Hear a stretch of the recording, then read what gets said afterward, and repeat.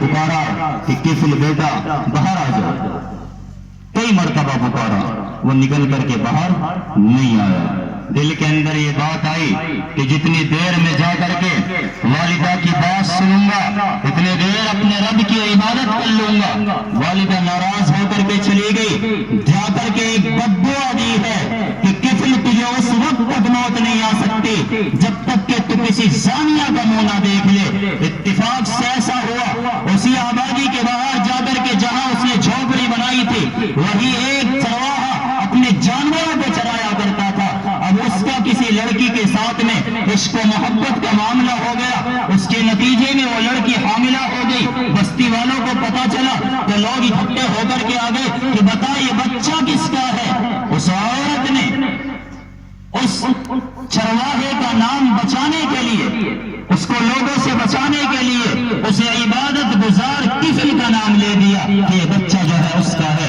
لوگ اکٹھا ہو کر کے اس کے مکان پر پہنچ جاتے ہیں، شور مچاتے ہیں، نکل کر کے باہر نہیں آتا ہے۔ لوگ جھونپڑی کو آگ لگا دیتے ہیں، نکل کر کے باہر آتا ہے، کہتا ہے کہ کیا ہوا؟ کہا کہ یہ عورت دعویٰ کرتی ہے کہ جو ناجائز حمل اس کو ٹھہرا ہوا ہے وہ تیرا بچہ ہے، تو نے اس کے ساتھ میں زنا کیا ہے۔ ایک بچہ جو اسی کی دور میں تھا، جو 6 مہینے کا تقریباً روایات کے اندر بیان کیا گیا ہے، وہ کفل اس بچے سے گواہی دلواتا ہے۔ یاد رکھیں 3 بچے ایسے ہیں جنہوں نے بچپن میں اس وقت میں جو ہے بات کی ہے جس وقت میں بچہ عام طور پر بات نہیں کیا کرتا ہے۔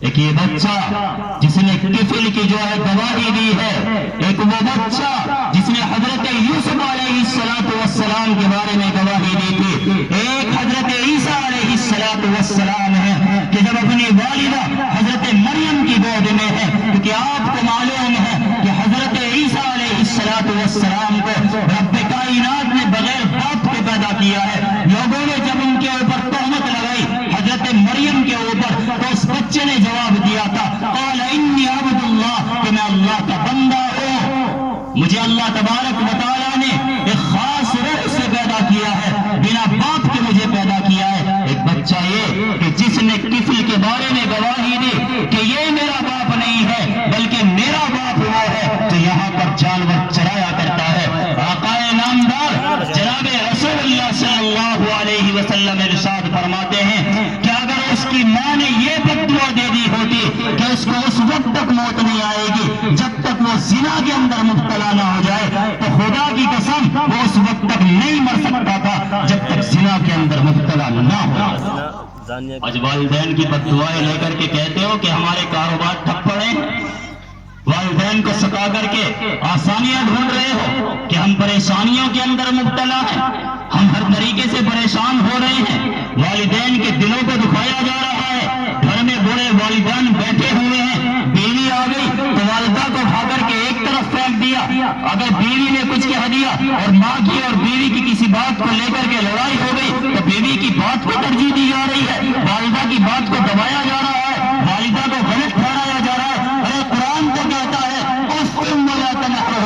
کہ تم انہیں اس تک مت کہو، اور جب مسئلہ بیوی کا آتا ہے تو تم والدہ کے سامنے اپنی بیوی کی برتری ظاہر کرتے ہو، اس کو صحیح ٹھہراتے ہو، والدہ کے دل کو دکھا رہے ہو۔ بتاؤ تمہارے کاروبار کہاں سے چلیں گے، کہاں سے تمہارے اوپر آسانیاں پیدا ہوں گی؟ تم صرف پریشانیوں کے اندر مبتلا رہو گے۔ حضرت عبداللہ ابن مسعود رضی اللہ تعالیٰ عنہ جو حدیث میں نے آپ کے سامنے پڑھی، انہوں نے دوسرا سوال یہی کیا ہے کہ اللہ کے نبی اللہ تبارک و تعالیٰ کو اس کے بعد میں پسندیدہ عمل کون سا ہے؟ آپ علیہ السلام نے ارشاد فرمایا بر الوالدین، والدین کے ساتھ میں حسن سلوک کا معاملہ کرنا۔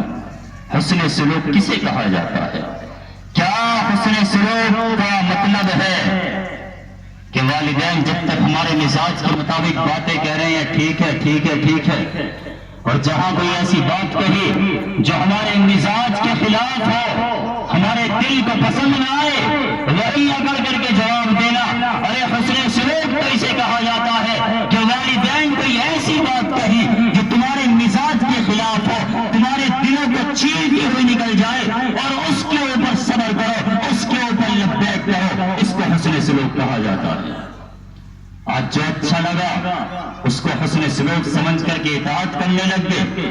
آج دوست احباب کی محفلیں ہوں، بس سمجھ میں نہیں آ رہا کون کی بھر رکھا ہے، سارا پنڈال خالی پڑا ہے.